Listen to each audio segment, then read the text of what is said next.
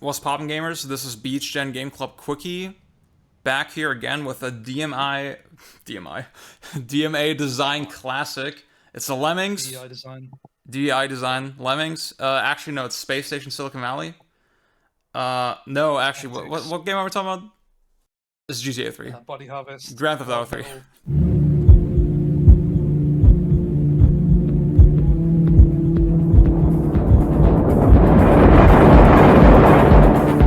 My boy will string you up.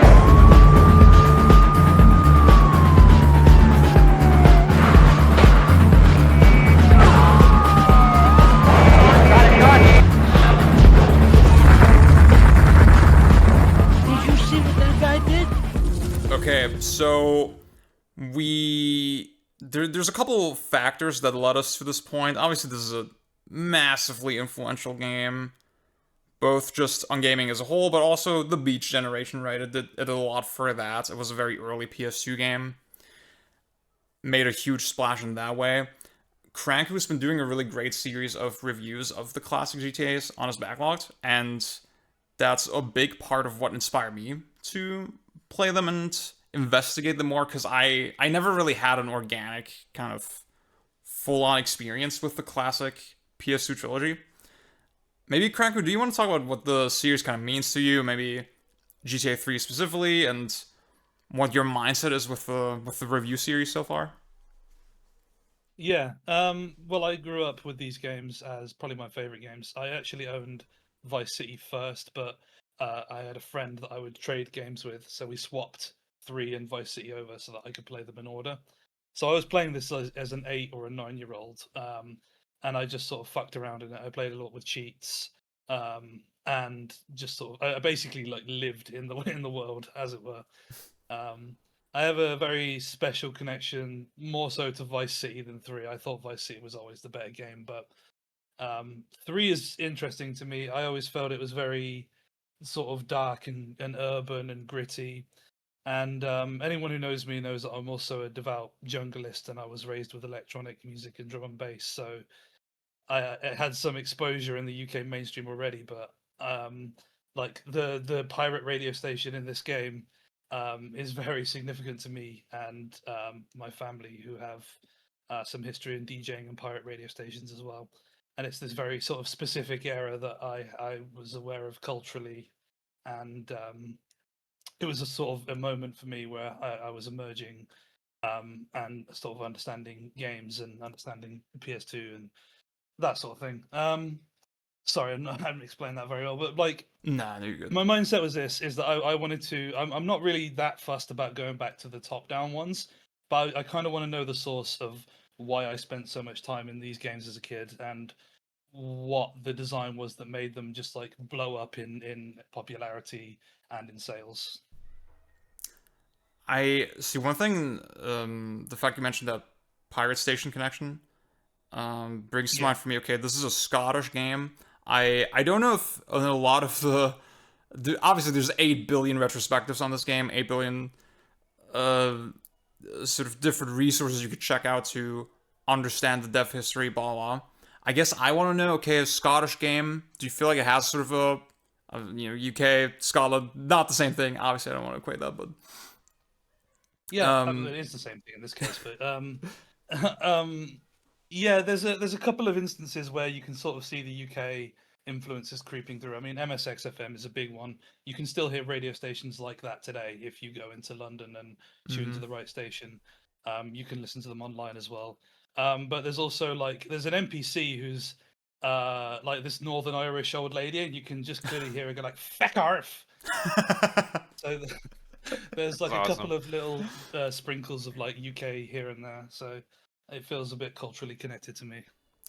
Yeah, I always say about San Andreas that it's both, trying to write about the black experience in like 80s California from like not just written by white people perspective, but also white Scottish people perspective.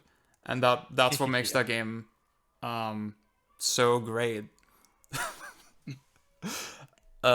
So like I said, I was very much inspired by Cranker's reviews to check out the series. Obviously, I knew how how seminal, how important it was. I felt like, okay, this is something I'll have to get to eventually. And then we figured, okay, like now that we're playing it anyway, in parallel, might as well talk about it a little bit. And then Pang also got inspired. He got, let's say, roped into it, and I got roped in it. he's ecstatic about it. Oh yeah. Well, and I had been I'd never played these as a kid. I was in a evangelical household that was like, well, my for us it was weird because my dad is also a huge gamer. Like I'm in that like now emerging cadre of people who are like growing up with gamer parents. But we grew up with Nintendo, so it wasn't what we eventually had PS3 and everything, and then I watched my dad play Fallout and Dragon's Age and Mass Effect and all those games, like when I was a little older. But like when these games were popular, I was hearing about them in elementary school, and then I wasn't playing them. So, but my girlfriend is she grew up with GTA 4 because she had a PS3, and That's mine as well. Yeah. yep, she she had pushed me to play like San Andreas because I had just bought them over the course of like just buying a bunch of games. It's like, how could you not buy the GTAs? They're cheap and easy to get. And so I played some San Andreas, like, oh, this game is weird. I play some Bully. I'm like, oh, this game is whatever. And then when we were doing, I think for some context, this would have been our second episode. It was like neck and neck with Eco. Yeah. So like we had a vote. And it was funny because we sort of just like agree by committee, right?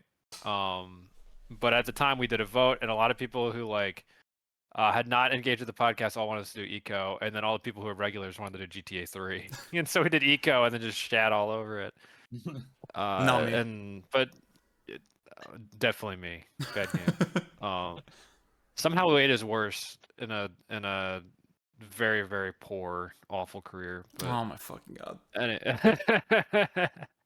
Anyway, so I am glad. That's why I sort of want to hop out for now. I was like, well, this is one of those core games that I feel like you can't not talk about it with this generation, and it's also sort of not talked about that much because it got so overshadowed by its successors. It's more of a historical artifact, even if playing it, it definitely felt like a like a historical artifact in quality. But it's interesting that you mentioned, not being allowed to play them as a kid or whatever because of the content.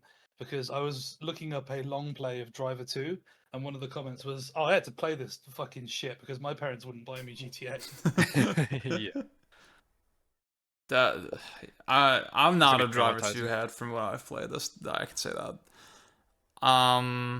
So what the hell I want to say? Yeah, so GTA 3, I think had it won the vote back in the day, it would have been a way bigger, more elaborate episode. So you're unfortunately you're on this timeline. You're on the Eco timeline.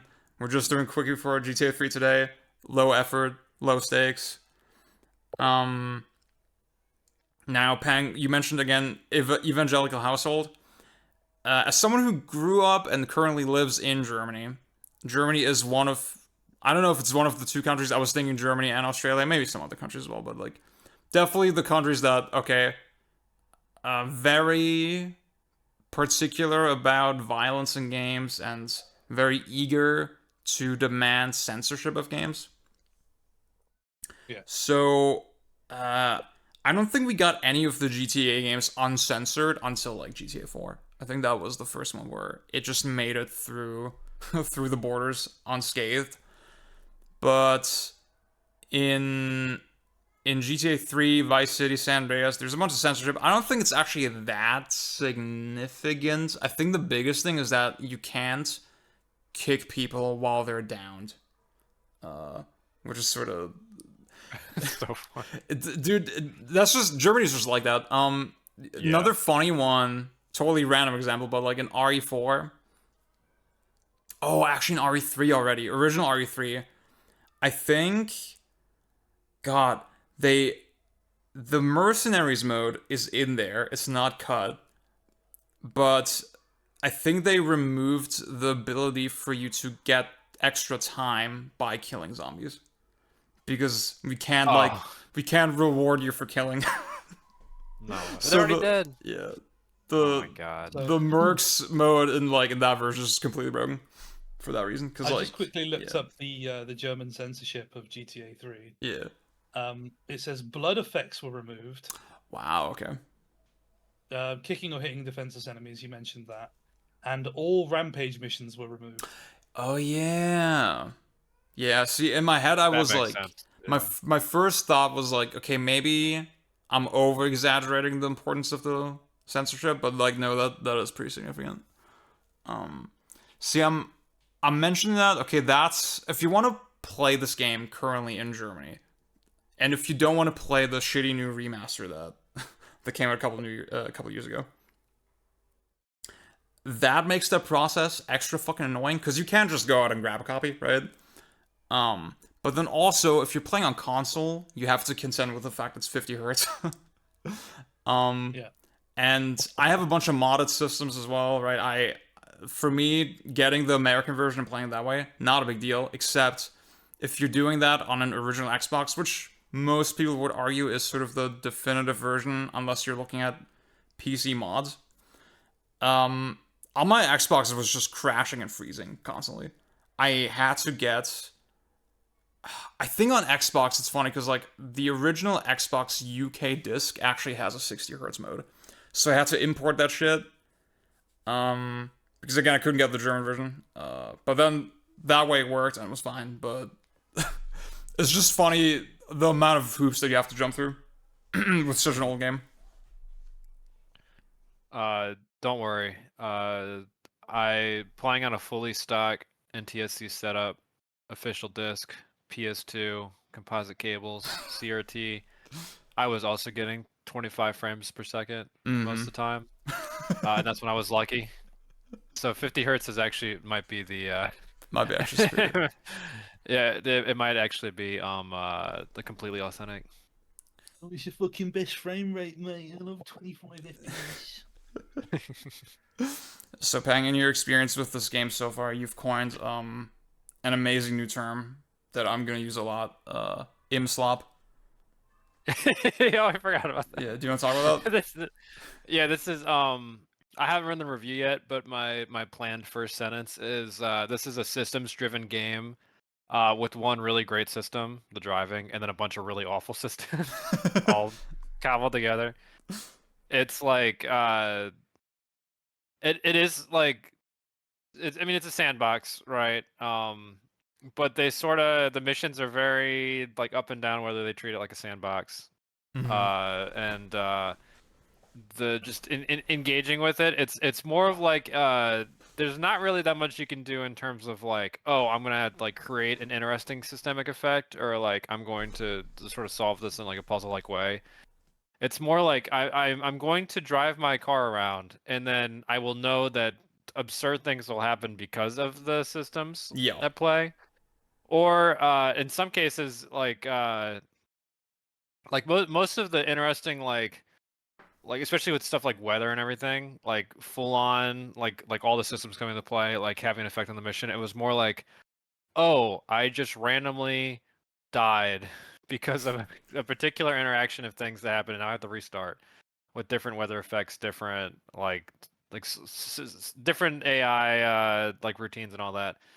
Or it was like, oh, I just randomly won this mission even though I did nothing, or I completely fucked up, and just sat there and watched like the game beat itself for me because it just happened to roll the dice in the right way, and I was like, well, I guess I get to go on and and keep playing this garbage.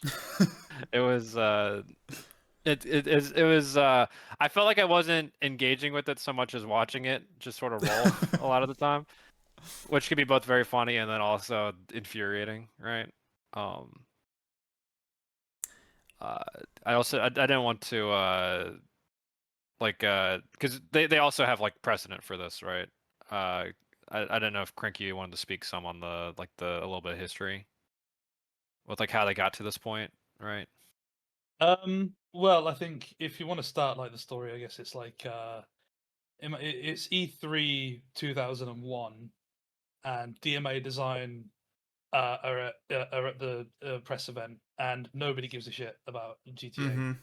Like they're sharing stages with like Halo, Metroid, Zelda, and MGS2, and they're the guys who are this little fucking Scottish Amiga developer.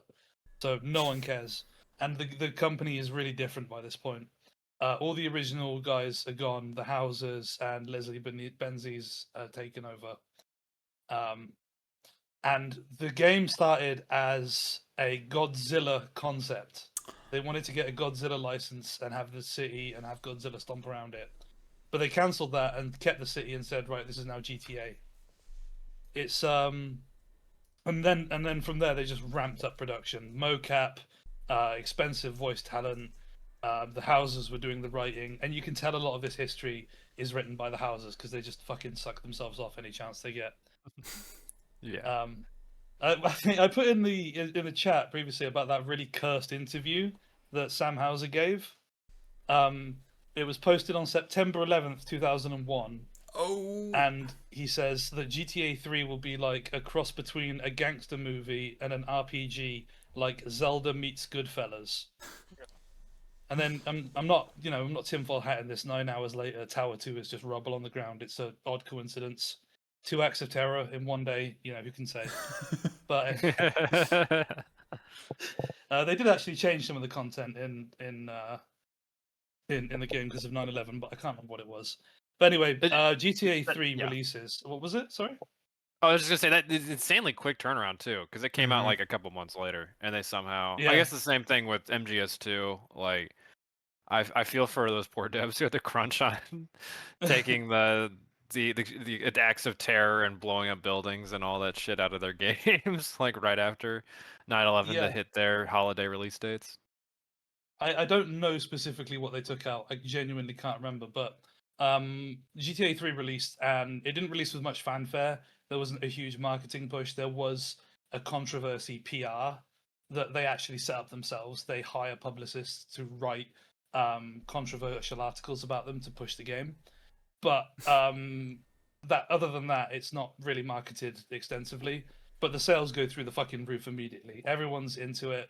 It's hailed as like this like 10 out of 10, 9 out of 10 game, and it goes on to. I mean, I would say it goes on to change open world games forever, regardless of if you enjoy the game or not. I think it's had a really 100%. profound impact. But Yeah. that's kind of like a brief history without getting into like the very storied history of DMA. Mm-hmm. Yeah.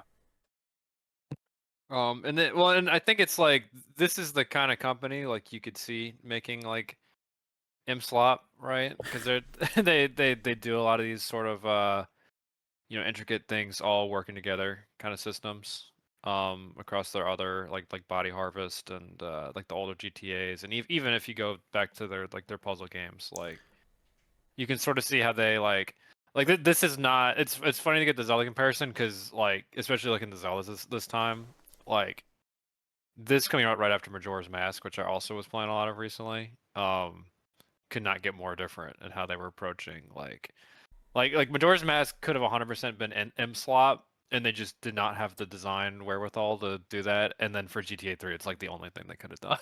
They're not making, you know, there's no dungeon.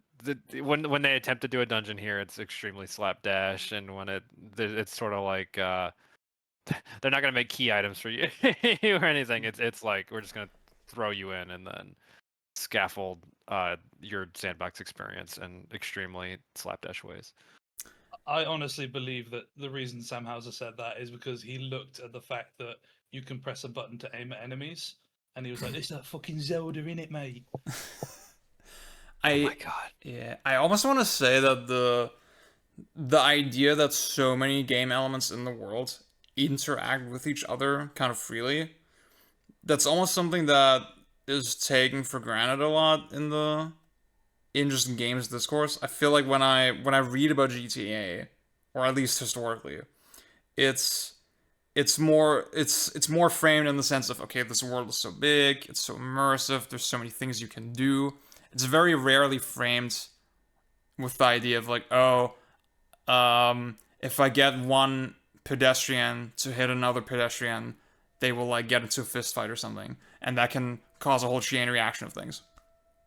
Or There is a little bit of his like the destruction as well. So like you yeah, things logically happen. You run over a fire hydrant, it sprays water, and you run into a lamppost, and it sort of thuds and it rolls around as if it were like an actual real thing. It's basically like you're walking around this sort of diorama, and it's kind of, it must have been a bit fresh in that way, I guess. Yeah. Even just the very simple Yeah. idea of like, oh, I can take a car at any time and then put it somewhere and then that will block the way for something else. Which is something that Yeah. you will do a bunch in this game. And like again, I think as a kid I'd never even thought of that as a novel mechanic, right? I never even thought of, oh, like now the AI has to quote unquote route around it Yeah. to the best of its ability. Like I think that even to this day that is still sort of unique, and I think to me what makes at least Rockstar's early games kind of stand out is that they approach this level of interaction with, I'm gonna say the dirty word, maybe an arcadey sensibility, and what I mean by that is it's just very pick up and play. It's very instantaneous. Um, you press one button to get into a car, and you drive it somewhere, and then you get out, and uh, you move the individual puzzle pieces very very quickly. Yeah. Well, and even like if you look at the early GTA's, like, and I'm 100% in favor of using the A word here, right? Because those older ones, it's like you basically have a score you're supposed to Yeah. hit, which is like the money you get, and you just get to that point, and they have those sort of like money checkpoints, like occasionally here. I think at basically the end of each island, right? You have to fork over, like, okay, you better have made this much money, which they sort of just give you in the mission. So unless you're like, there's not really that many ways to spend money, Mm-hmm. like in this game. So that's and it's very like it is definitely like I think more rigid than some of the games that came before it in terms of like the progression, right? Mm-hmm. But like, but you can still see it has the bones of it, and the sort of the bones of like a very free form, like, okay, like basically a rack up score and then progress on to the next level kind of structure. So one of my like I guess like theories about the game is just how well I think the missions and the sort of open plan hands off freeform like style of mission actually synergizes well with an open world. And it annoys me that more games don't do it. And it's like the first mission is a really good example of what I think GTA 3 is all about, because it's just that you pick up a bat and then you're told to go and kill a guy and steal his car. And it's like, if this was GTA 5, you'd pick up the bat, you'd have a scripted conversation across a dashboard, you'd meet up with a guy, you'd discuss the motivations of the characters in a cutscene, and then the game would like do a session of teaching you how bats and melee works. And then Mm-hmm. GTA 3, I just fucking run him over. Yeah. There's nothing to stop you from actually just coming up with a solution yourself, unless it's like something that's really out there. And it feeds into a lot of different aspects that maybe we'll talk about later. But you can go into a mission and with a different set of tools, and it opens up a lot of opportunities to play the mission differently. And because all the missions are sort of short and sweet, and there's a lot of variety in each mission, it sort of synergizes really well with the fact it is an open world game, more so than I think most modern Rockstar games. I think looking at this game with the modern open world context and perspective, like you just did, Cranky, is very interesting. I one thing that stands out to me in particular is just that the missions tend to be very light on scripts or triggers, like you would be used to in a modern game. So, um, like usually you can imagine a longer mission where like, okay, you get to this point and then the guy leaves his house and you can kill him. But then even that is um even that can be is as an example is honestly more than what the game usually does. A lot of missions are they have their like progression or trigger events on some kind of timer, right? Where the mission starts and then 3 minutes later the guy will leave his house and then that's the time where you can kill him, right? And then he has one simple, like prescripted kind of path that he will follow, and if he gets to the end of that, the mission is over, and you can catch him just basically on any point of that path. And again, like you said, you could imagine. I can almost understand the temptation as a designer to be like, oh, we need to put more into this, right? We need to make this more of an event. We need to make this more of a thing. So we'll specifically make sure that the player sees those targets come out of their hiding place, that they have a little bit of a chase, where they follow that prescribed path that I just mentioned, and then they have a very dramatic moment where they kill them. And this game feels unique for its lack of all of those things, and again, like you said, Cranker, I feel like that synergizes with the idea of a sandbox much more naturally. And this is not an original point at all, right? That the idea that you do this like really scripted, rigid mission in something like GTA 5 or something like Red Dead 2 is very paradoxical. It makes you think, okay, why does the open world even exist? It's like you're playing two separate games. In GTA 3, that tension is not as much there yet. Yes. Yeah.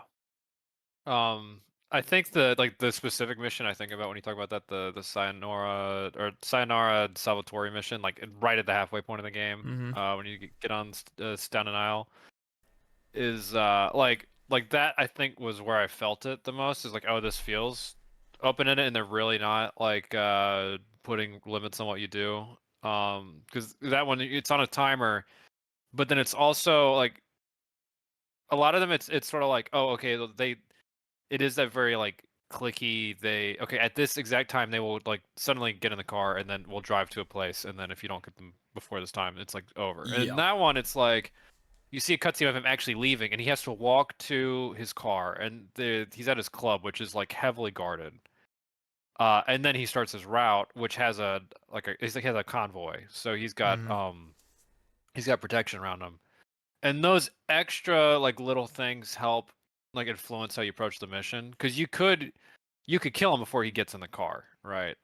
There's that sort of that nuance, and you can theoretically you can at least try to take out the security around the club. You can like figure out where he's going to be on his route, and then you have all these different ways you can like extract him from his car and kill him, or blow him up in the car, and all these different things. For me, I also think that was like one of the only times in the game it felt like that sort of open-ended, like I wasn't being sort of jerked around, right? I think partially because I got to that point and I was already sort of bummed out because of the lack of tools in the first half of the game. It really is, you're spending all your time in the car. You're gonna kill everyone in the car. You only have the handgun, which is an awful weapon, especially in that original aiming structure, or aiming like mechanical system.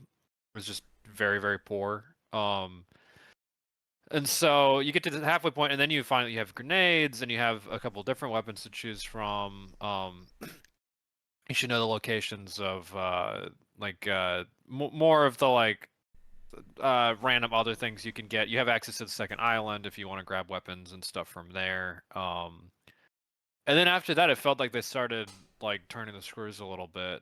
There's one that was like just completely driving me nuts the other night, very late in the game. I think it's called Bait. It's like one of the late game Oscar missions. And there's basically 3 different cars of cartel members that you have to bring to a particular lot on whatever the last island is called, like Shoreland or whatever, Shoreside, Vale, I forget. And so I kept bringing, you bring you can do it in any order, and you can bring you bring the car back, and then you have to like kill the guy. But there's a bunch of Yakuza members there, so they will all like sort of like descend on the car and blow it up or kill everyone inside. I had one where I brought at the very last car, I brought it in, and my car is basically done, and you can cars basically they turn into explosives right once you hit them enough, which you can use very strategically, and is like one of the best aspects of like combat and sort of like your like what are you considering while you're driving around in this game. And so I just once I get their car at the in the Yakuza zone, everyone starts shooting them. I hit them with the car. My car explodes. I bail out. I'm fine. They all die, and it says mission failed.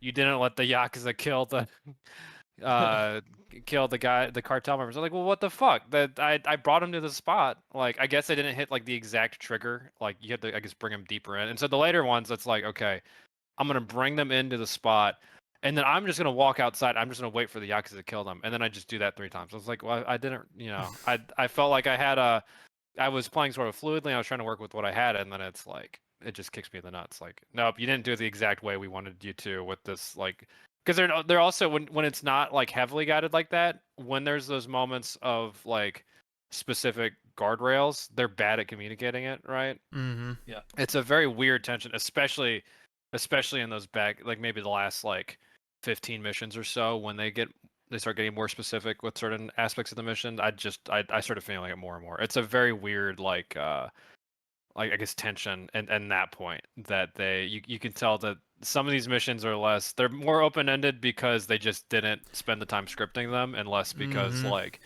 they wanted them to be open-ended is very, very strange. I definitely see a point with that. And in fact, while you were making that point, I actually looked up the mission you were talking about. And it's interesting because, like, yes, one of the failure conditions is all the Yakuza dying. But another two of the mission condition failures for that mission as well is the Colombians exiting their car or dying outside of the scripted trap that they're supposed to get stuck in. So Yeah. if they don't reach their own destination, even though the outcome is the same, the targets are dead. The game is like, no, this is a failure condition. You didn't do it right. So Yeah. yeah, I guess I see. Like, it's a GTA 3 is going to have some missions where they haven't developed it enough. And we were talking before this session started about the design of the missions and how they changed going into San Andreas, and how it became more scripted and more set piece focused, is the direction that they kind of always wanted to go in, but they just Mhm. didn't Yeah. previously have the design jobs to do it. Um, and I would probably agree that, like, the fact that that game sold the most sales ever on PS2 would probably suggest that that's the good direction. That that's the Yeah, direction that yeah. earned them the big bucks. The So I'm popular one. not Yeah. I'm not bitter about the fact that we've moved that they've moved away from the original design. I'm kind of a little bit bitter that nobody's tried to pick it back up. I'm kind of Mm-hmm. annoyed that no one's sort of Yeah. identified this, because even like some of the I'll say GTA clones, like Saints Row, they've sort of you kind of have like these arena shootouts, but they more so stick to the same sort of heavy scripting triggers dialogue that the GTA games do.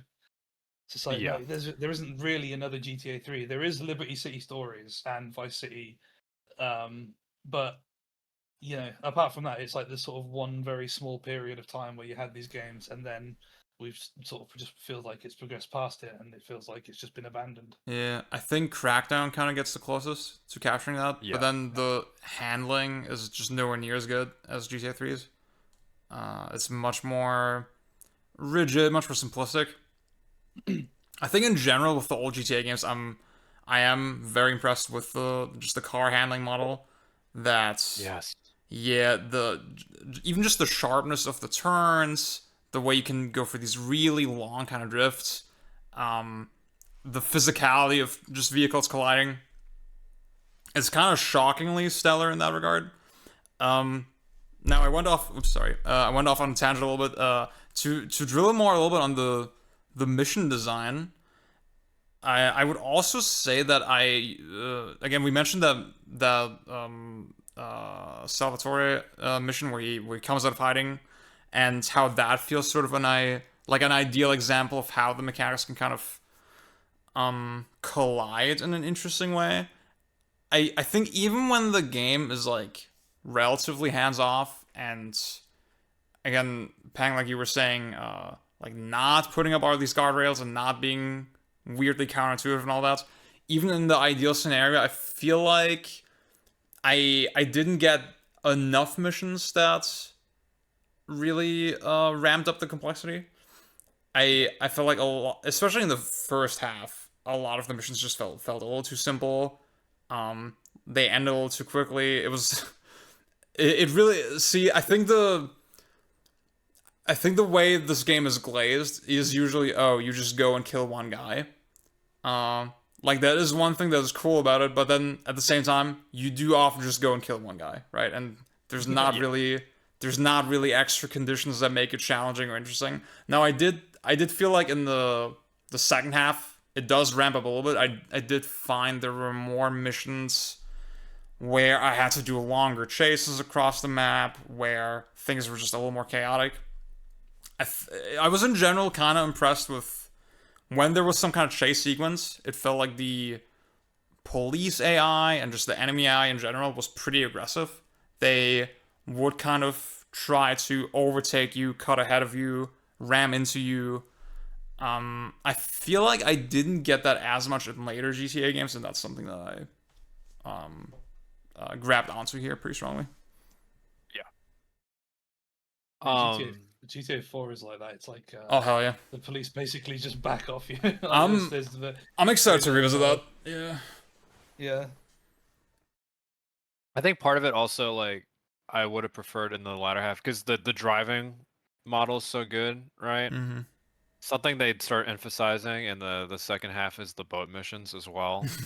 And there's just not enough like for one because they're repetitive. Like they don't have that many like moving parts. And a lot of them is like, okay, you're gonna either you chase someone down, and you kill them, or you just sort of hold the gun button until they die, or you have to pick up things that get dropped in the ocean.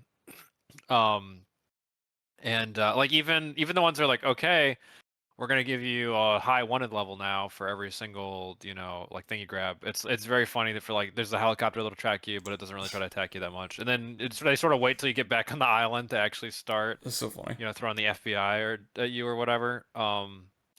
Which does actually remind me of something else I was sort of up and down about. I think one of the weakest systems here is the wanted level, right? And the cops in general. I do really like the way that they pursue you and they get very quickly like extremely violent, right? Mm. Especially because they have this sort of alternative like bail condition they can set you up in where they if they can extract you from the car, then they send you to the police station and then the mission ends, right? So they can theoretically like even if you're like well protected, like they can quote unquote kill you without actually killing you, which is interesting. Um, but like I would have liked what I would have really liked to have seen in a game like this. And I know it doesn't make any like logical sense, but if you like you dial up your wanted level, because if you're at wanted level 1, you can sort of outlast it and it'll go away. Past that, it's permanent and it can only go up. So either like having a way to like if you killed cops, like the the wanted level would go down or something, where you had to engage with like the what they were throwing at you instead of just ignoring it because there's no reason to like I mean you should probably kill some of the cops that come after you just to like thin the herd, but it'll just keep spamming them, right? I really didn't like the way like the only way to get it down is that you either like memorize the location of these police bribes on the map, which are just these very awkward collectibles. Like, oh, okay, you go down a secret path and there's a little bribe, and so when you pick up the bribe, your one level goes down by 1. The alternative is you can take your car to a pay and spray, which just removes your one level completely. Which I think is almost like as a nuclear option is too strong, especially in that second half where like another one of these scripted things they do is like they'll have scripted wanted levels, right? But because the scripting's not that sophisticated, I think the there's that mission, the plaster blaster, I think, where you have to kill this witness, or I think you kill like this associate of like the mob, right? And you've already tried to kill him once, so he's in a full body like full body cast, right? And there's a scripted wanted level that they give you when you hit his ambulance. And when you blow up his ambulance, it dials up to wanted level 3.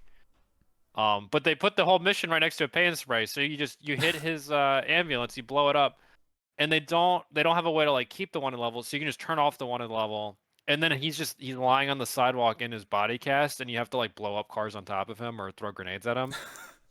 But the one like the cops will only like they'll only dial stuff up if they see you doing shit, right? And so you just go into the paint spray, turn off your wanted level. All the cops are like, not a big deal.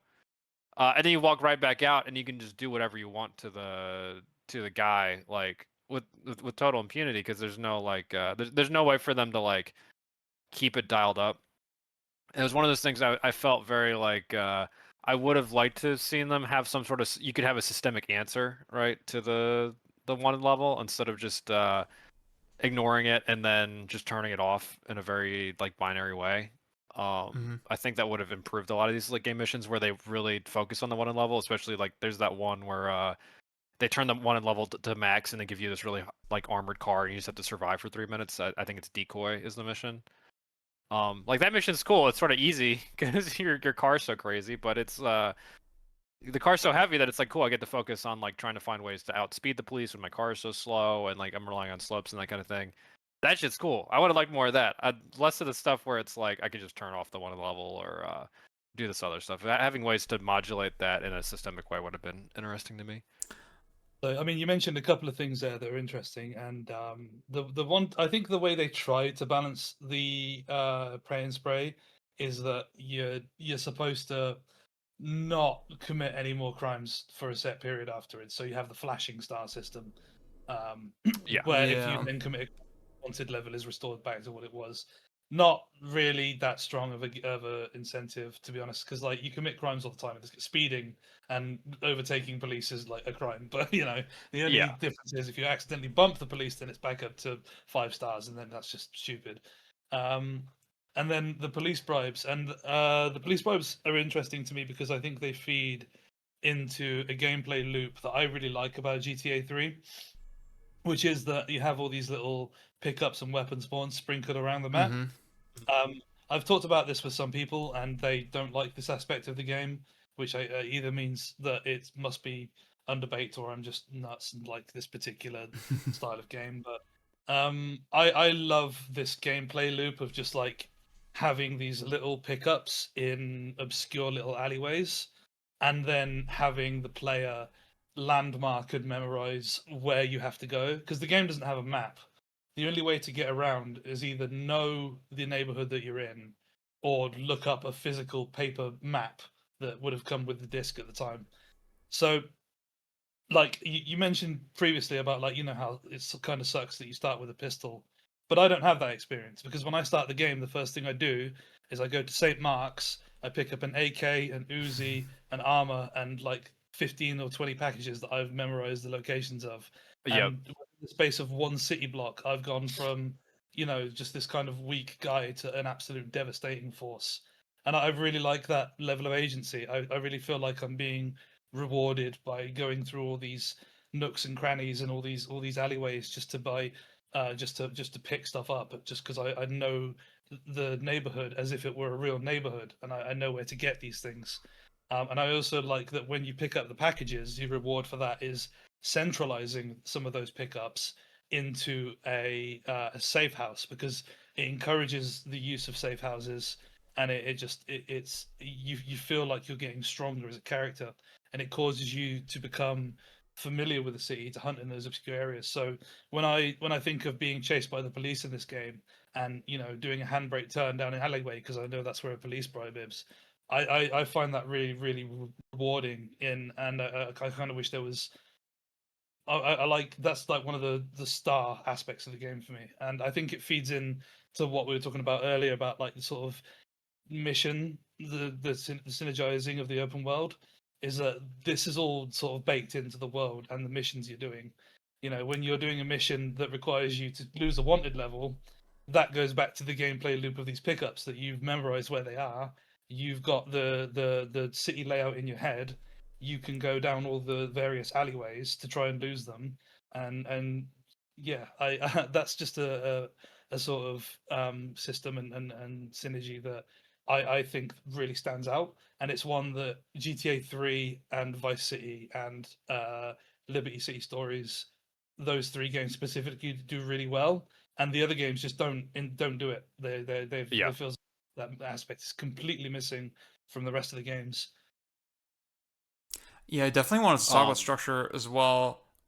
Because I think I definitely understand your perspective. I'm one of the people that's more mixed on it, and for me, it is a function of I want all the different parts to be cohesive and to interact with each other and to synergize. And the fact that the um like just weapon pickups on the map in the open world, that doesn't really interact with me being in a mission at all, right? It's something that I do outside of the mission to prepare for the mission, and then once I start it, it makes it linearly kind of easier. And um again, for me, it ultimately ends up turning into a time investment. I like technically when I go and pick up weapons, I am engaging with all the systems, right? I'm driving, I'm moving through the world, and it's a compelling handling model, relatively dynamic game. There's a lot going on. It's not like I'm literally doing the same thing every time when I go and pick up all those weapons or pickups or whatever. Um, but I think I would be more convinced by it if it's somehow again synergized with the missions, right? If uh again, maybe if you didn't even have this hard delineation between this is the open world and now I'm in a mission, maybe if it was all part of one big seamless sequence, maybe if there was some kind of timer involved, again, this is the arcade brain way of thinking. Pang, I'm curious what you think about I'm see, yeah, I'm split because I wanna give credence to both because I fall in sort of your camp, like inherently and that. Mm-hmm. intrinsically in what I want to see. I also again sort of like following with my thesis of the game, I was a little surprised how often in the latter half they just give you like particular weapons. Like sometimes in the cutscene, like you won't even really Mm-hmm. notice and you look at your inventory, it's like, oh, I guess they gave me like okay, they gave me a shotgun, and they obviously expect me like to use the shotgun, right? And they did like interesting things with that sometimes, like the final mission, they strip you of all your weapons, and then you have to procure everything like from that Oh point yeah. forward, right? Which is cool. And then they just sort of drop a sniper rifle on you at one point that's just like sitting in the bushes, like very obviously. Which I think is cool in that case because they're like, okay, you will get 5 sniper bullets, and you can choose which like 5 enemy out of like the 12 that are left or whatever you can take out. Like that's sort of like, and in a way that's sort of like interesting scripting, right? And it's also on the critical path, um, which works well in that mission because it's also like timed. You have I think like six and a Yeah. half mission or 6.5 minutes to like kill the final boss, quote unquote.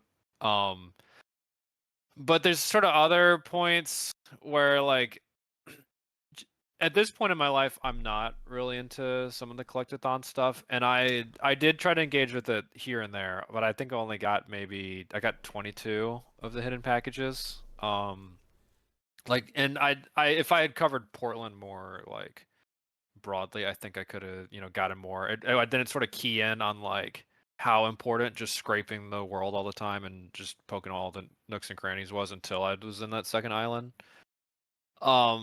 But it is sort of like, especially with this, with the loop of sort of like trying things over and over again, right? Mm-hmm. Um, I sort of felt like I would be more inclined to just try the mission a couple times with the car, and then the getting the gun was like okay, this is for when I don't want to work with like the base items. Like, okay, whatever, I'm just gonna like go in and start like mauling shit, right? It's like the turn off the mission button in a way. I think it is rewarding, sort of. But it's funny because that kind of thing is I feel like almost more rewarding for like the side content, right? Um, Even though like the rampages will give you weapons, but then like being able to augment those, right? To like, okay, I need to kill this many cars, and they gave me this nice gun, but I can come in with another gun or whatever, and do some early cleanup, and then come in with unlimited ammo that they on the gun they gave me, and clean things up. Um, I it's just so hard because I'm not in the audience that like would have loved this game on release, where they would have had the time and just put Yeah. in hours and hours like combing the world, right? Because it's not like I don't want to do the cop out, like it's not interesting systemically, right? because it is cool that they put that much care and depth into the world. Yeah. And I do like the hidden packages, sort of like upgrading your safe house over time. But it's also sort of like I didn't feel the. If anything, I think the coolest part is the knowing where the cars are, and then Mm-hmm. like taking and which they also reward through the side content with the whole like car import thing where you can like you try to get like one of each car and quote unquote sell it or whatever. But then again, that's like something where they like, especially during the Yakuza missions, they will always just put the fastest car right next to the mission zone. And I was just using those all the time. Like they were very even when they move to the construction site, they just leave a very nice Yakuza Stinger right there that you can, because like very few times in this game did I feel like I needed like a heavy duty armored car versus like a light speedster that I could abandon once I get X number of hits on it, right? Mm-hmm.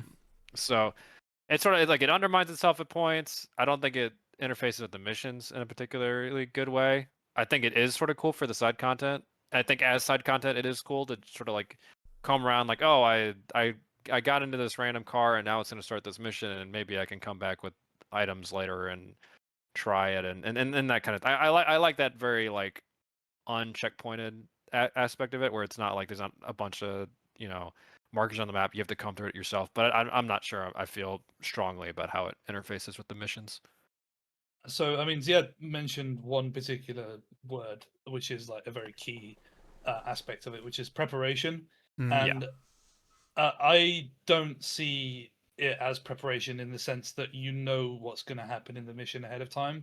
When I think about like some of the weapon pickups and the preparation and like picking up a banshee or a really fast car or whatever, it's like you can go into a mission with this tool set and reliably do interesting things with it. So the key, if you find grenades early on, that changes the dynamic of a mission to where it's like you previously had to run out in front of a gate and take fire to I can throw these grenades over a fence and take out like 3-4 people, and the mission is changed in that way. um yeah, or like there's a really good one in Vice City that's like one of my favorite examples of this, where if you just take the time to explore around the sort of starting area, there's a sniper rifle that's in a very awkward place. One of the first missions is to try and snipe a guy on a golf course. um, but if you go through the metal detector at the golf course, it removes all your weapons. So what you can do is stand on the hood of a car, smuggle a sniper rifle into the golf course, and then snipe the guy.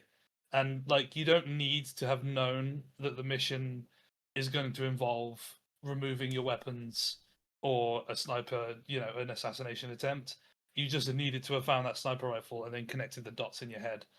And I really like that. And there's also another one in LCS, in Liberty City Stories, which involves the use of a Yakuza stinger. Funnily enough, you have to break into a Yakuza compound, and the objective is just find a way into the Yakuza compound.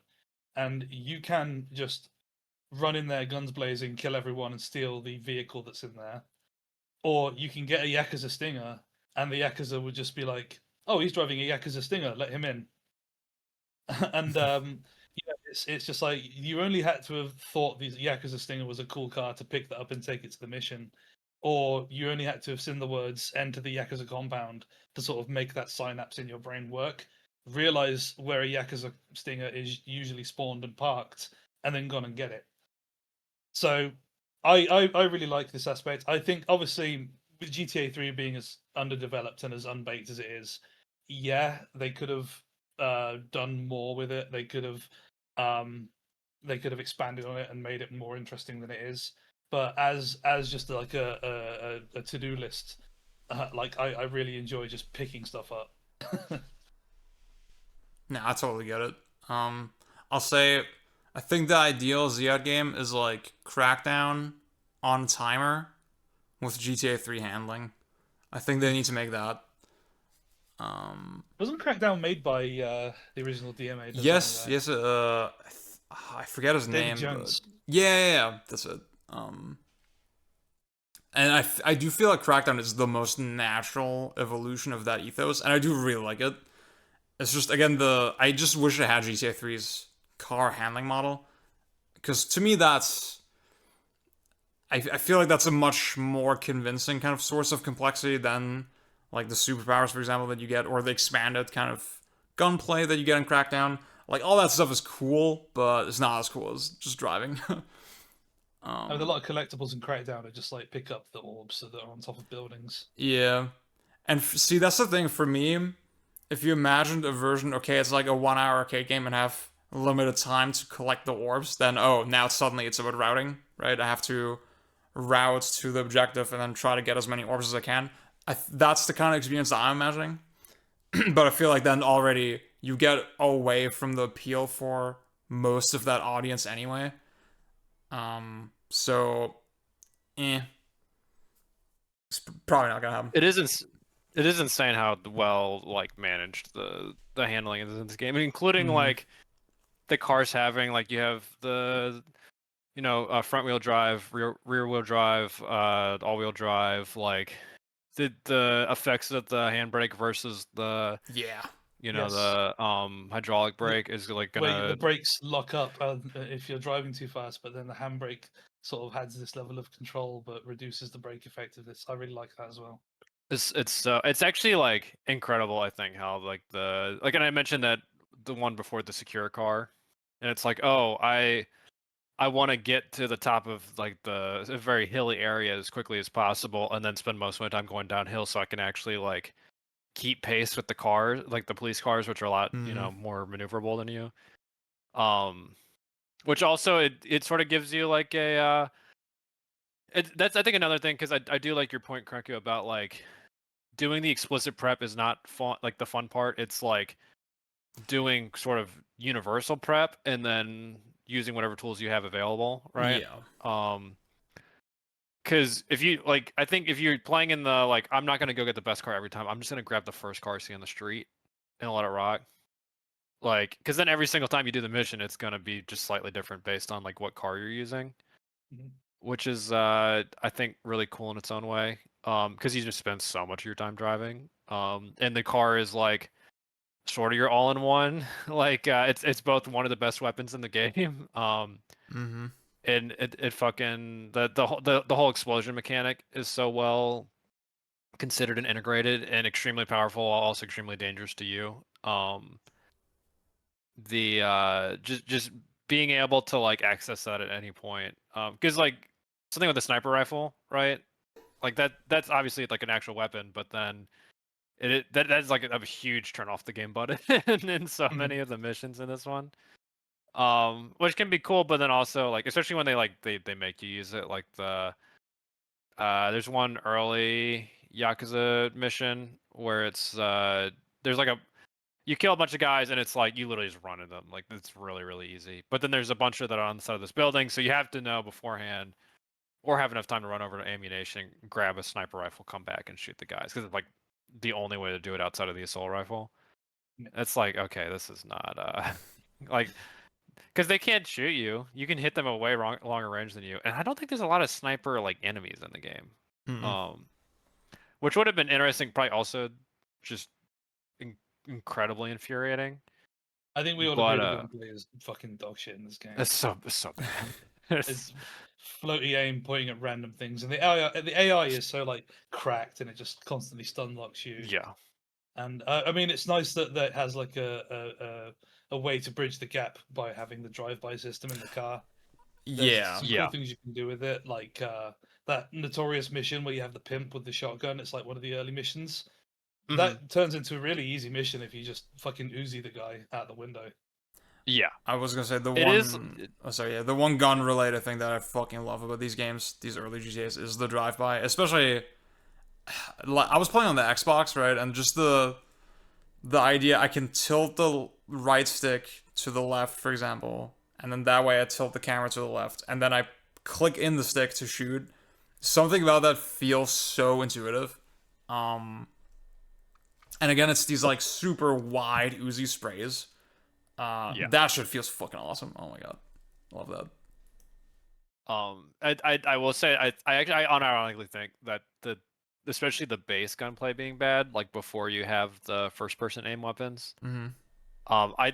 It's sort of a good thing because it makes you use the cars more. Mm-hmm. Like, I think it is like self-reinforcing in that ugly way, um, in a way that I end up liking. Because I barely use the guns in the now. If I know where all the weapons were, it's like yeah, I would have gone out and I think it gives you more room to like solve some of those early missions in a different way. But is like they definitely set it up such that it's like okay, the car is really going to be your best friend for the entire game, and so get used to using it now. That aspect of it is really cool to me. Did y'all use the dodo a bunch? No, fuck Okay, that cool. thing. I didn't try. I was curious, but because I think they showed in the one mission you can get in. They have you get inside and then get out. I think it's probably for the best that they didn't make you fly it for the the Mm-hmm. missions. I think Um, it's nice that in Vice City and later games, the first thing they introduce is like uh, better boats, motorbikes, and helicopters. It feels more like it's rounded out in terms of vehicles. Mm-hmm. yeah. Yeah, the Oh my god.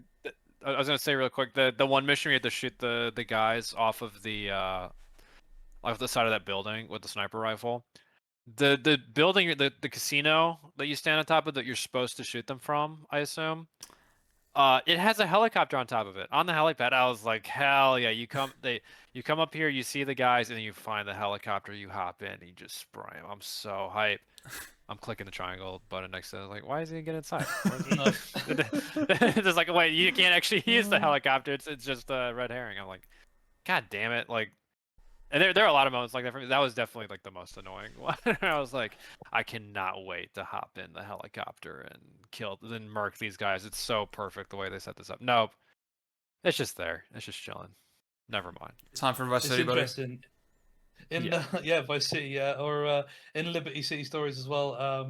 You can't drive the helicopters. I assume a limitation because it's using the same map as GTA 3, and they don't want you to see all the culling.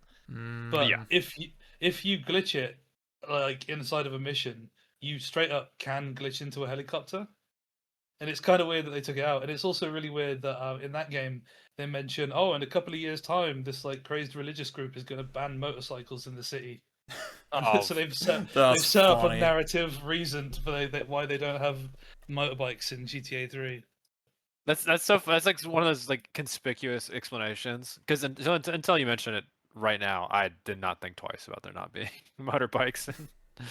And GTA 3 is like, y'all did not need to explain this. That's hilarious. That's so funny.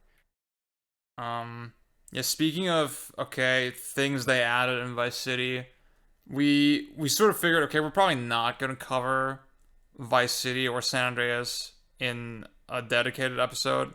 Uh, not Vice City is really good, but has so much overlap with 3 that I feel like maybe doesn't warrant it quite as much. And then San Andreas, where I think a lot of us are much more mixed on. So I guess we'd like to just discuss those 2 games like really quickly.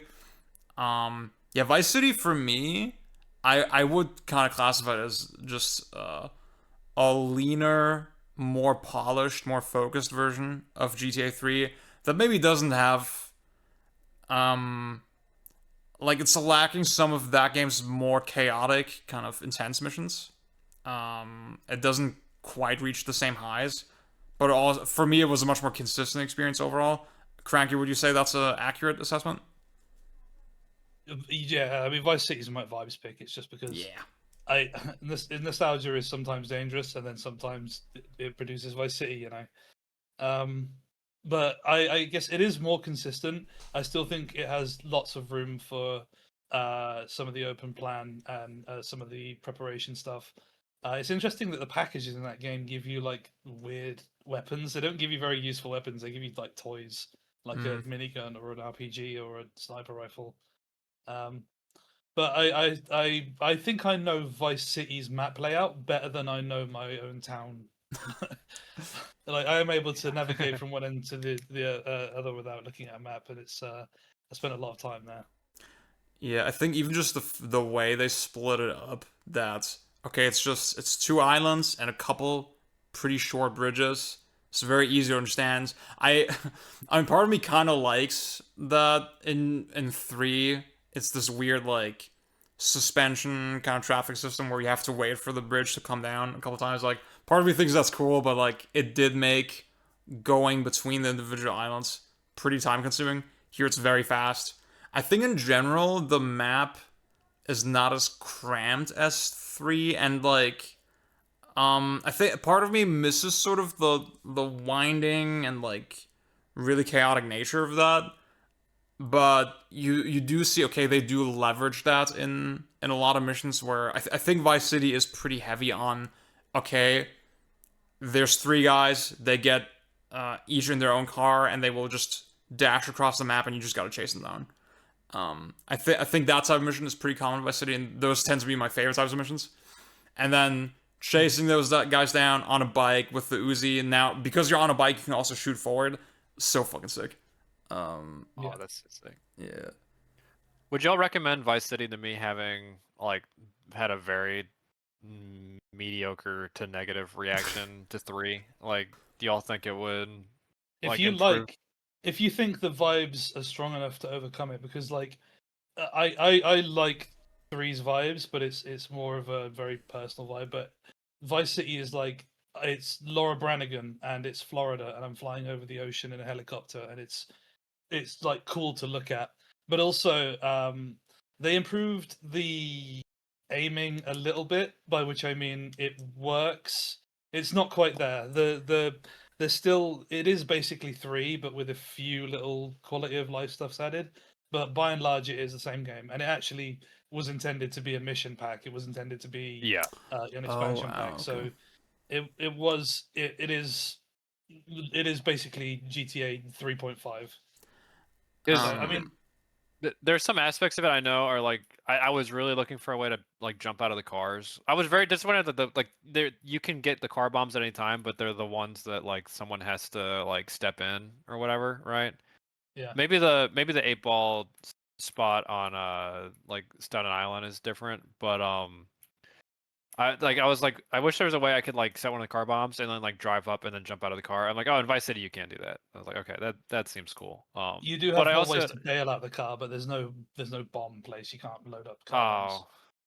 oh because I will say like the 3 setting for me is also I think preferable. I'm not a big 80s nostalgia guy. I'm Mm. not that big of a and I really like the mob stuff in this game is so stupid. It's so funny that they keep like you meet Asuka, she's like, yeah, I'm a member of the Yakuza. I'm like, no one would ever say it. Like it's not like it made me think like, oh right, there was only like 2 seasons of The Sopranos out by this point. You didn't have like it wasn't like all these guys had watched and been like, oh, they're gonna speak about everything in veiled terms. It's just like, yeah, can you kill this guy for me, please? I'm a member of the mafia. There's no when La I Cosa was Nostra, no Omerta, no nothing. when I was looking up some of the interviews that the houses gave, they were gassing up the writing so much, and it's Oh like my you've made god. Goodfellas, but shit. It's like It's half the bad. missions are like, oh, Joey Meatballs wants you to go pick up his girl. We have to wait for the plot to advance. It's like, Literally. I The just love fuck your is it? in 3 specifically, just Claude, the protagonist, switching allegiances for like no fucking Yes. reason at every fucking possible turn. He's like, all right, I guess I'll just go with you. Um, it is hilarious. I mean, this is why Tommy and CJ are big improvements in the other games in that regard. Yeah, I Yeah. think with Tommy, they very explicitly just characterize him as a sociopath who just loves killing people, you know? Yeah. And it makes that kind of work. I mean, Craig, I think in one of your reviews you did say that, like, the fact that Claude just doesn't speak and he will just, um, again, agree to just killing the most random people all the fucking time, that gives him a very unique sort of sociopathic edge.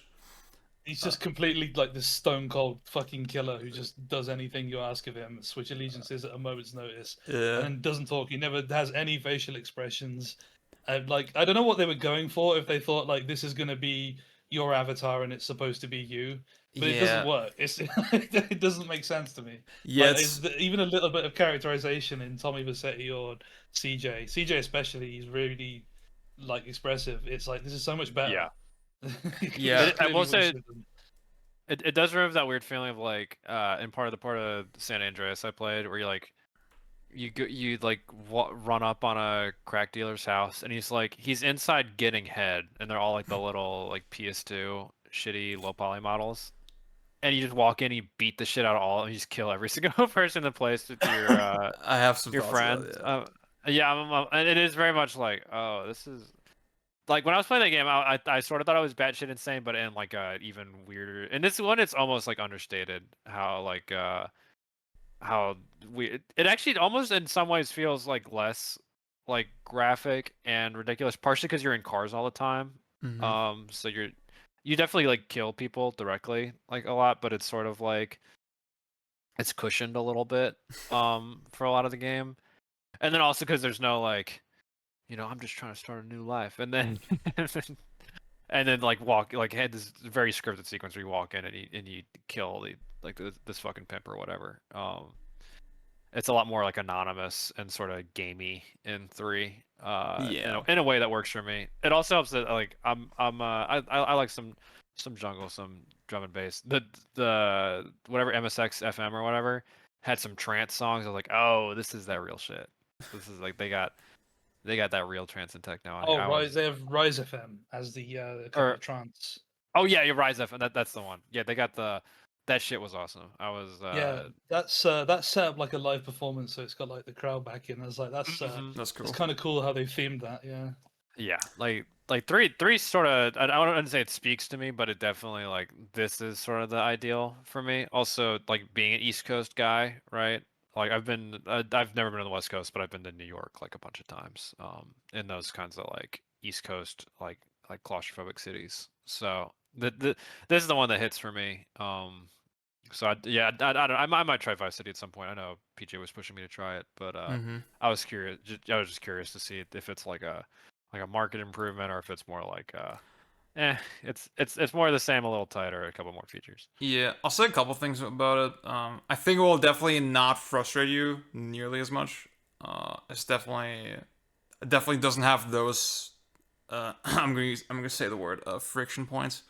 Um, Uh, uh, um, there was like I think unnecessary friction points of like, oh, I don't know where the fuck the shop is on the map. I can't just look it up, or oh, it takes fucking forever to restart a mission. It's not really like that, so that's cool.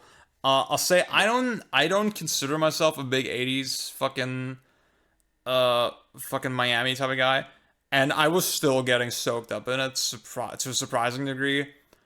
mm, It's this the fucking classic. You're on your little bike, you have the fucking gay ass bandana on your head, Mm-hmm. and you're on the bridge, you're watching the sunset. Billie Jean is playing like hell, fucking yeah, dude. Um, So sick. yeah. So, and then the I'll last tell thing you I'll what, say. actually. Hmm? Sorry, no, carry on, Ziad. Oh. So, like I said, you can because you have bikes now. Obviously, they're much more nimble. They can get into much tighter spaces. And then, like I said, you can also fire the Uzi just forward. And I felt there was a lot of missions where I was very much encouraged to literally go in with a bike and then use that for gunplay a lot. Yeah. And Yeah. that is such a I think that feels kind of like a nice realization of the sort of GTA gunplay ideal. I feel like it synergizes those elements really nicely in that way. It's cool how you can just Yeah. like riddle the car with bullets that's in front of you and it just explodes. And Yeah. you can it feels good. Yeah, and I think that addition is like meaningful enough pang that I think it's definitely worth playing, worth trying. I don't think Yeah. if I had to guess, you'll probably give it like a 7. That'd be good. Yeah. If because I gave this one a 5. Yeah. Yeah, which Okay, let's say I felt sort of bad about. But the thing is you sound like kind of like I don't want to say impressed. Like in this podcast you sounded like okay, you're appreciating the game on a like construction level, but you didn't actually enjoy playing it. oh yeah, I respect the hell out of this game. I think it's insane that this like because for a while I was like I'd always be like it's crazy how much better Shenmue looks than Grand Theft Auto 3. But having played it now and just seeing like the scope and how naturally it flows Yeah. in 2001, it is like I can't knock it. No one was making games like this. Mm-hmm. Because then also it's like I said earlier, is like I can really for one, like I'm not in the target audience because like I'm not gonna dedicate 60 hours to this game, and because I mean the amount of content in this game is ridiculous. And it's also very like I I'm not a checklist brain gamer anymore, but I would, if I had to do it in this style, I would sort of rather be. Like the fact that rampages switch locations if you fail them and they just alternate is insane to me. That's such a funny mechanic, but also very non-conducive to me. Like I'm not gonna go search around for it, or I'm just gonna be like, oh, okay, and then move on. But I think also like I sort of talked in the Pikmin episode, like the experimentation loop in that game was annoying to me, right? Mm-hmm. In a way that is like sort of hard to justify, like through my critical lens.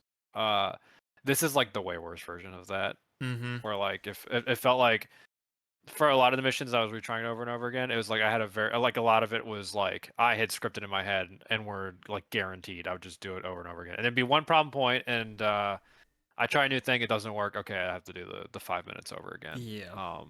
To do the 1:15 second. But Vice City may be better with that. I don't know. I probably won't play anytime soon because I know PJ is pushing me to do San Andreas like immediately. Uh-oh. Finish that game off. So yeah, it'll be whatever. Speaking It'll yeah. Go ahead with the San speaking of Andreas San stuff. Andreas, I'm curious. Yeah. yeah, I think so. We just said okay, GTA 3, incredibly impressive game. I think San Andreas, you could frame it as like impressive in terms of its scope, just the amount of shit in it. I do like part of me thinks okay, they just had the idea. Let's do a whole fucking state, U.S. state, in a single game. Which, I mean, like combining L.A. like a time, but well, actually, Compton and then a little bit of downtown L.A. plus a scuffed version of San Francisco plus Las Vegas, which is not in California. Yeah. And calling that a state. Okay, funny. It does feel like this sort of okay, let's see if we can do it and not worry about whether we should. And yeah,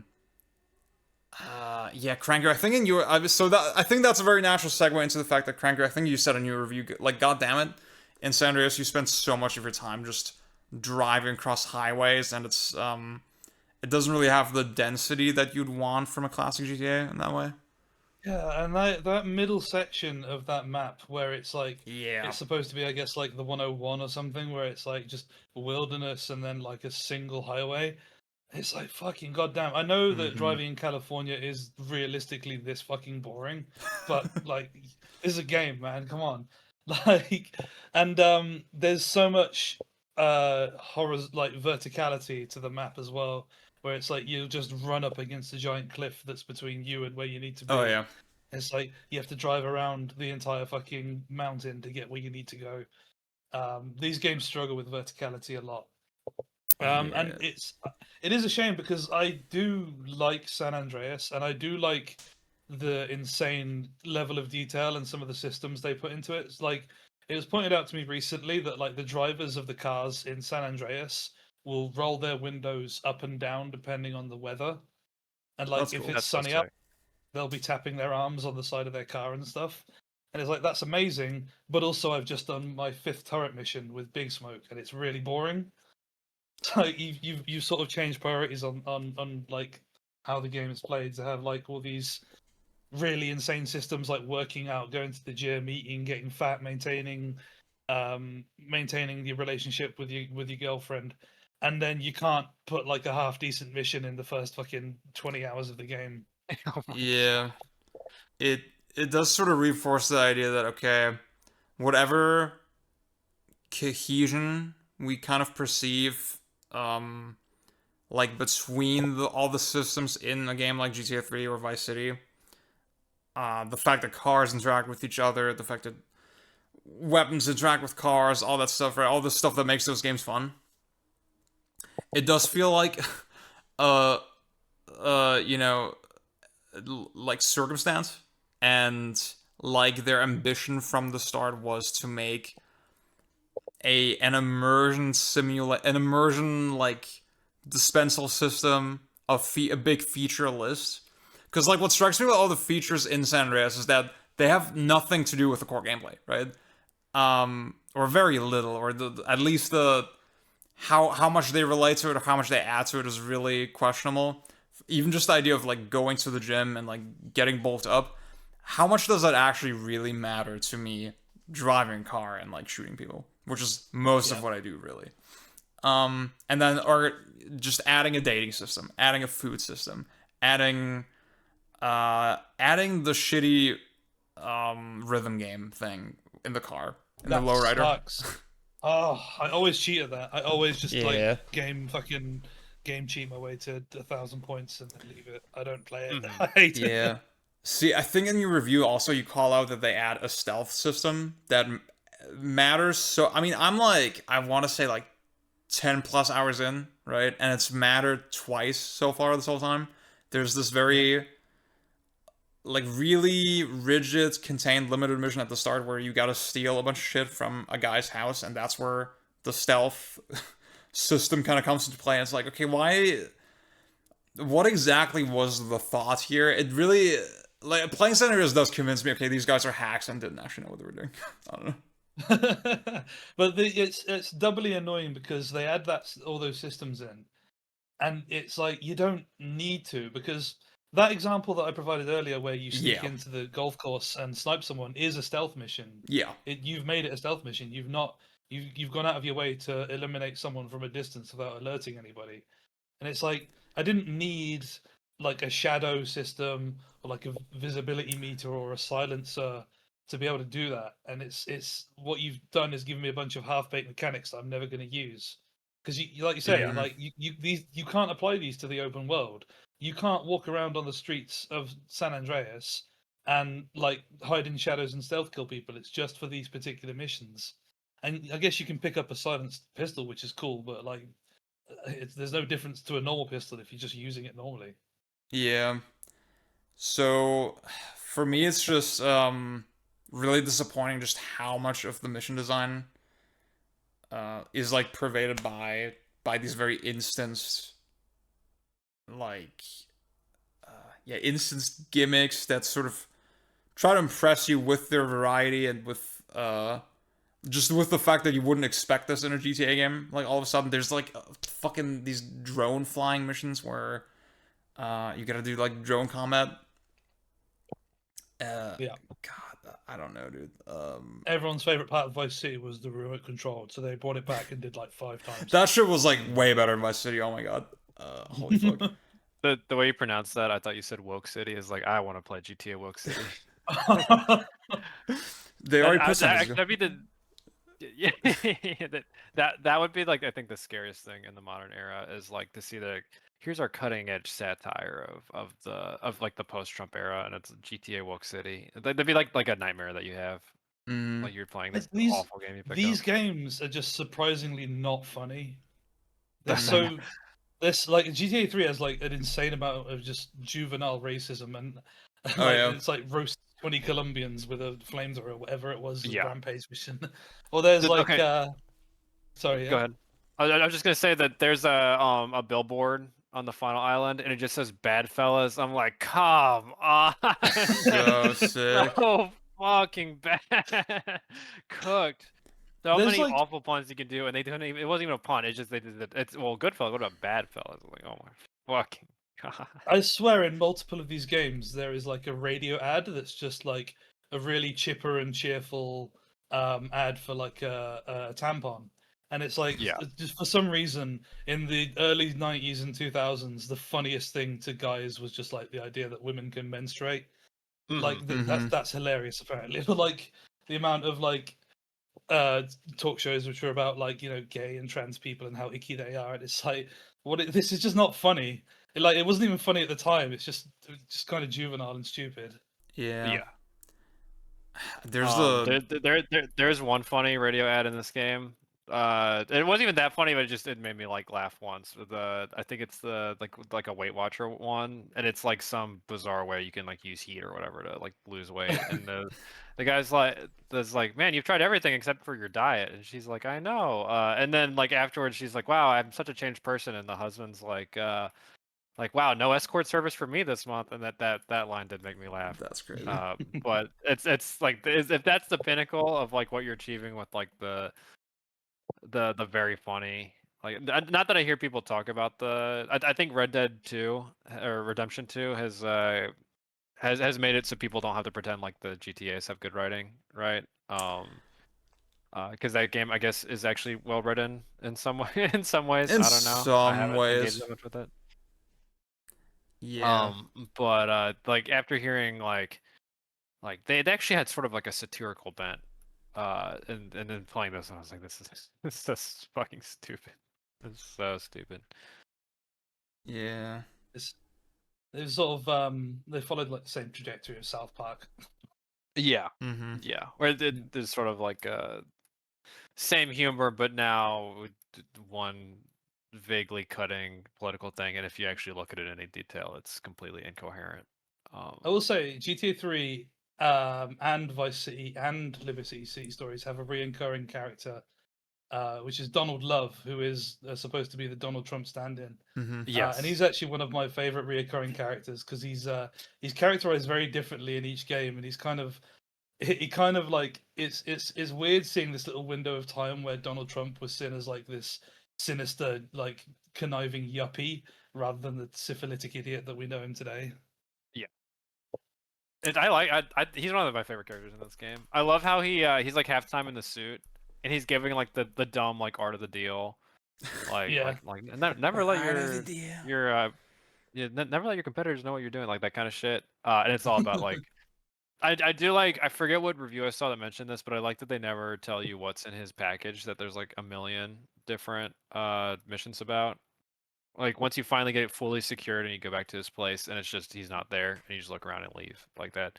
I like that part of it. I love that he's also in he's in his like college like pullover a bunch of the time when he's like exercising. I just like that. Mm-hmm. I like that like look. That's very like early 2000s like yuppie, like I'm going to the gym. But even with those missions, it's the old Oriental gentleman. Like they bring up over and over again, and he's doing like he's practicing martial arts with them at one point. I think when you walk in, I was like, what were they doing? In Liberty City Stories, he's a cannibal. Oh, What He the just fuck? he just No eats people. way. You have to do missions where you like steal people from the morgue for him to eat. that's fucking awesome. That's okay. That's for Donald Love or the For gentleman. Donald Love, yeah, you have to. Okay, that's sick. That actually I would fuck with that. I can't wait for playable Mar-a-Lago in 6. Yes. I think that's Oh, gonna yeah. be crazy. I guess I want to say like about writing, maybe last thing, right? Like San Andreas. I think it's fair to say that CJ is Rockstar's first attempt at a actual like thinking human like being as the protagonist. A character with some introspection who like kind of questions their path, who has some kind of who has maybe a larger goal in life than oh, you know what, I want to kill every pedestrian that I see and also get like a bunch of money, right? He has relationships, he has friends, blah blah blah. I appreciate all that. I just feel like it makes the gaminess of the missions even more psychotic in a lot of places, where like one of your friends that from the player's perspective that you see for the first time, right? But it's implied that CJ has a longer relationship with them, whatever. They will hit you like, hey, this random fucking guy owes me money. Can you kill him? And CJ is like, okay, bet, and will not think twice about it. And that's something I can see Tommy Vercetti or Claude do with CJ. The way they characterize him, that's just so insane. And there are points where it just directly contradicts like parts of the story, right? Where again, 80s LA gang war, he will have some scruples about interacting with quote unquote the rival gang and like fighting them. He sort of sees the pointlessness of the bloodshed. But then that doesn't extend to when he's on his own and like he's just doing random missions. Yeah. I that just took me out of the game. So like I think for a game that is so set piece driven and so story driven, the fact that it can't even follow through on that on such a basic level was like very weird to me. I don't know, because that seems like the contradiction does seem like part of the narrative there. Like it seems like Mm, the reason CJ is doing what he's doing is because he feels like he should be a loyal soldier for his gang, and he has to show loyalty by you know, by engaging in gang warfare and taking over turfs and killing people and getting the gang back together, as it were. And the thing is, like, a lot of these games have all of these games have filmic influences. So GTA 3 is mob films. It's Goodfellas and that. Vice City is plainly Scarface to the point where it's oh yeah. basically just a rip-off, Yeah. except that like the dangers of like building a drug empire are not shown. It's more like just straight valorization. And then uh San Andreas is like these gangster films of the era, like Boys in the Hood or Menace to Society, where it like they don't refrain from the character doing bad things because it's sort of like portrayed as like that's how it is, that's the way of life that they have to lead. So CJ to me, it doesn't seem like he's above, just going up to a baller's uh and just fucking riddling them with bullets. Like even if he is a complex character with his, with thoughts and expressions and he cares about people, it doesn't mean that he's like not gonna go and do his duties for his gang. At least Mm-hmm. that's where it starts, and then we see how that develops throughout the story. I mean, if you look to these games and you think we're going to see like a poignant filmic message about the dangers of Yeah. like constant violence and living this way of life, you're never going to get it, and you still don't get it even in like GTA 5. Oh yeah, Um, absolutely not. so I don't know. CJ, he is probably the best protagonist of like the classic games. He isn't unfeeling, reckless, but he is like someone who displays a bit of emotion. Sometimes he's angry and sometimes he's despairing. Um, but he's also got this sort of playful side to him. So he's not just an avatar of like the player. He's an actual character, which is something that the series was really missing up until that point. I think a lot of the credit of San Andreas should go to CJ, really. Mm, I think it is also like in this particular like setting, like the GTA setting as a whole is sort of hard. Like if I think about Red Dead, right? mm-hmm. It's easier to justify like sort of the crimes they commit is like it for one because especially in in two they're part of they got the Vander whatever gang and it's sort of like their way of life, but it's also like this lawless place in a lot of ways, right? And it is like there's a aspect of survival and sort of like honor code like living along those lines. It's very different when it's in like extremely structured society uh that is like that's police driven but also is like has this infrastructure and there's like inner codes but then also like is like the way like the laws of the land work, right? That make it feel like for one like the, with also like the bombast they're trying to get across is like if you watch like Menace to Society or something or like Do the Right Thing, which is like not like a crime movie but it has that sort of like depiction of life. It's much smaller scale, right? And it is sort of like in some ways like it depicts how the like the differences in how those communities are policed in a more realistic way, right?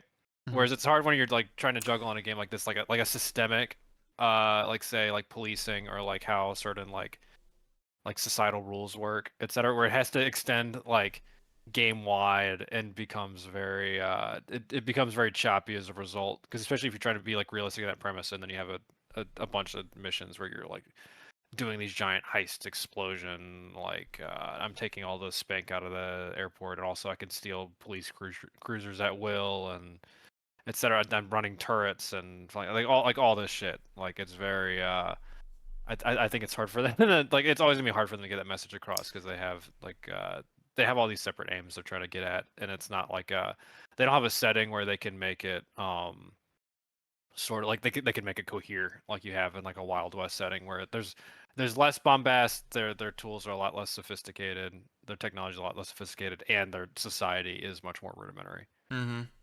I don't want to get too bogged down by this point. I just felt like Yeah, yeah. with San Andreas in particular, um, is it's also the element that a lot of these random kills that you end up doing as part of the story, they feel so circumstantial, they feel so unmotivated, they feel also played for comedy a lot of the time.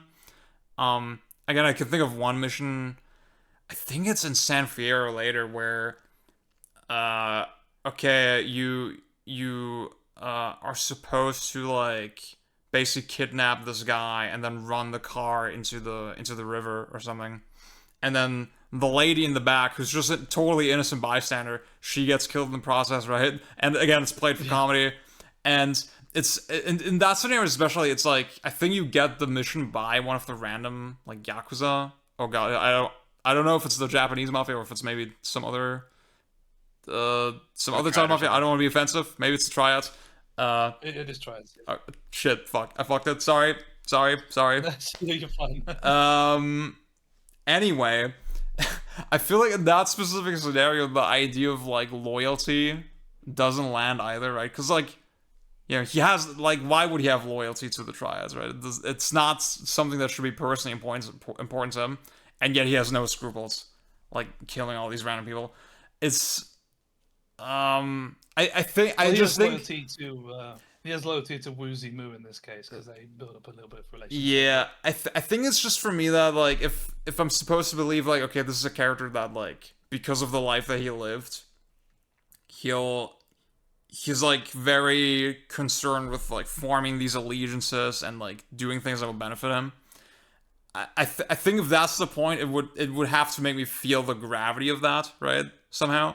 And when it treats all these deaths as sort of just flies along the way and as like very disposable people, uh I don't know. Doesn't really sit well with me.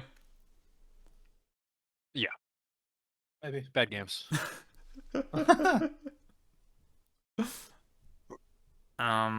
Yeah. Do we have anything else on the agenda? Anything else that we want to like talk about, throw in there real quick, or There's a couple of things I want to mention, if Yeah. that's okay. totally. Just on version differences because Ooh. when I wrote my review, I noted that I was playing the PC version, which had mods that improved the visual clarity and improved some of the gunplay, which may have biased the review a little bit, although I pretty much stick by everything I said there. And this time around, I've been playing the PS2 version, Ooh. and I just want to note that the PS2 version has incredibly superior atmosphere and like visual design in the environment. I really like the volumetric fog. I really like how the light around the fog is scattered in a way that like you can go underneath a traffic light and the fog turns this like distinctive red hue. It's really immersive. I love the blue tint that's sort of around it and the various like trails and ghosting. It feels really of the time, but it's also very distinctive. And all in all, it's kind of weird that nowadays we have this Y2K sort of throwback idea of like the year 2001 being this time of clear plastic doodads and like bubblegum pop and stuff. When I have this real distinct memory of like the year 2000 being this very grey, concrete, urban, like it's so cool to be, in in these sorts of big city places, these very metropolitan places. That's a lot of what the drum and bass scene was like this sort of urban rave scene. Um, so I just wanted to point out there that I much prefer the PS2 version, even with mods, compared to the PC version.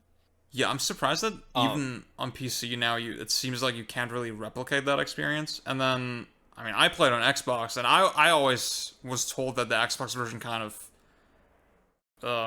has everything. It's very complete. But then, I think graphically it still misses some of the touches from the PS2, despite some upgrades. Yeah. And the thing that everybody always talks about is in San Andreas, the sort of the orange kind of heat haze, specifically in Los yeah. Santos, is missing from every version that's not PS2.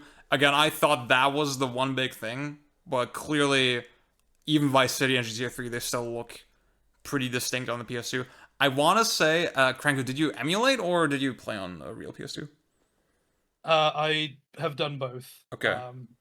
The emulator seems to be pretty good as well. Yeah, I was gonna say that as well, because like playing on a real PS2, I don't know.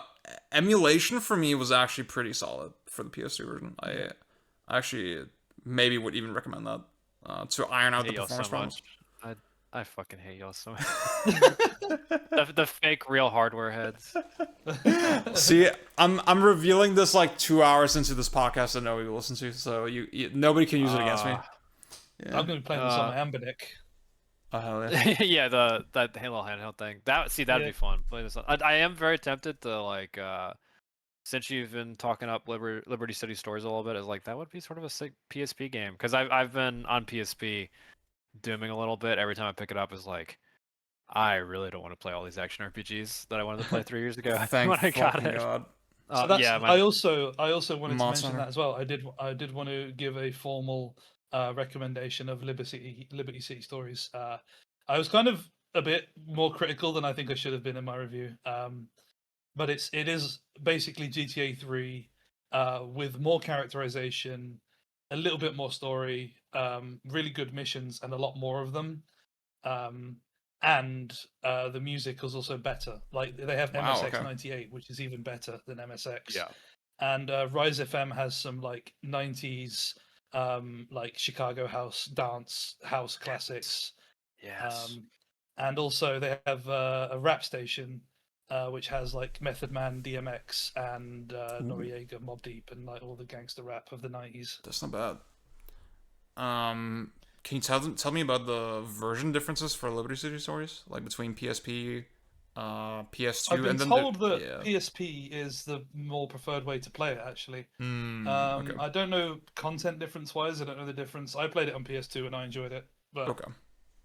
PSP is how it was originally supposed to be played. And I think there was some the way like you aim guns is more intuitive on a PSP than with the Interesting. classic PS2 controls. Because like I never saw a super comprehensive breakdown of that. I know there's also the iPad version, which is sort of like a full HD remaster of the game, and from what I played, didn't seem that bad, and you can play with controller. However, it's only on the fucking iPad, so Yeah. I just don't want to say, even though I was like, I accept I have like, when I play real hardware, it's because of like brainworms. It's not because I think that's preferred. And honestly, like I think for some, if you're also a person who's like, I don't really like fuck with the collectathon stuff. I just want to run through the main campaign. Like you're probably better off playing with mods on PC. I think there's definitely there's very positive aspects to doing that I Yeah. would not begrudge anyone for taking that route. I'll say in my defense real quick. I did play it on the Xbox. I finished it on the Xbox. You know, I was just saying emulation is not a bad option. I'm still a real okay. I'm still a real hardware head. Yeah, I'm still have my swear, credentials. Got a PSX2 ROM folder that's like 500 gig. Yeah. Shh. Nobody knows that. Okay. Thank you all for watching, listening so far. That was GTA 3. That was I don't know if we'll cover any other Rockstar stuff on the channel ever. Maybe the Manhunt episode. Maybe that will go crazy. Yeah, that'd be fun. Okay. Any final words from y'all? Bad game. I just think it's really funny that you can go on the Driver Too Long play and watch people who are jealous and molding that their game never got as. I know there's some Driver 2 shooters out there, and I feel bad for you. Yeah. Traumatizing. Last thing I'll say, I think it's really funny that I think Pang, you said that both Cranku and I gave an accurate representation of the game and didn't really mislead you, but like you still felt let down. Yeah, I went back and read y'all's reviews once I hit maybe like the 2/3 point of this game. I was like, where did I go wrong?